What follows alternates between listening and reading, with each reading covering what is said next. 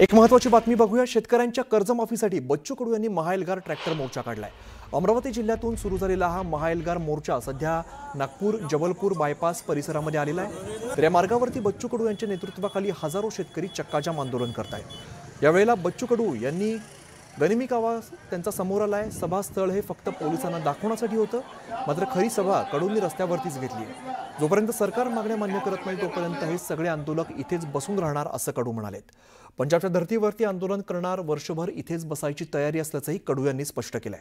उद्या दुपारनंतर रेल्वे बंद करण्याचा बच्चू कडू यांनी इशारा दिलाय।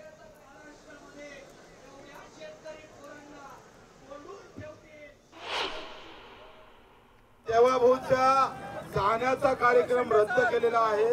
आपण सरळ उद्या 12 वाजता रेल्वे गाठणार आहे, बरोबर का?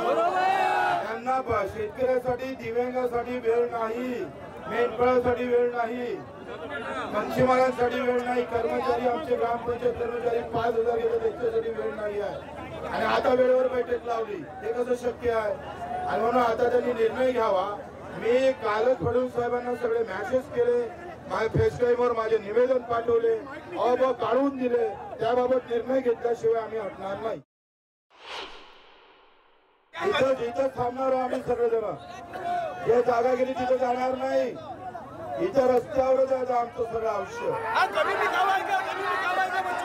पंजाबच्या धर्तीवरचं आंदोलन होईल, वर्ष लागलं तरी वर्षभर इथेच बसायची तयारी आहे कधी नाही।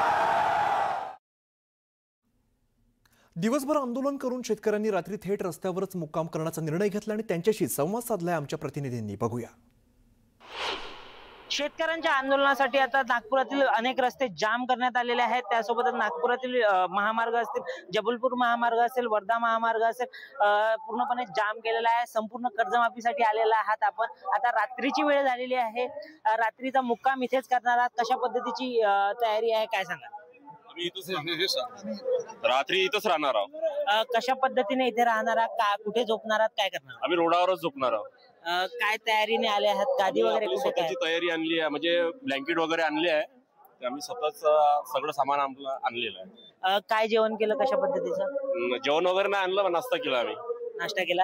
दादा तुम्ही काय कशा पद्धतीचं जेवण केलं आहे आणि मुक्काम आता कुठे करणार, काय कशा मुक्काम म्हणजे आमच्या रस्त्यावरतीच राहणार? बच्चू कडूंनी सांगितलं की जर उद्या 12 वाजेपर्यंत जर आंदोलकांच्या मागण्या 20 मागण्या मान्य झाल्या नाही तर रेल्वे सुद्धा थांबवणार आहात। मग काय पुढचे पावलं कशा राहणार? उद्या आम्ही रेल्वे अडवणार,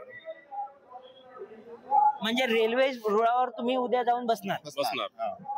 नक्कीच कुठेतरी उद्या रेल्वे रुळावर जाऊन बसण्याची सुद्धा या शेतकऱ्यांची तयारी यांनी दर्शवलेली आहे। यासोबतच आणखी काही शेतकरी आहेत।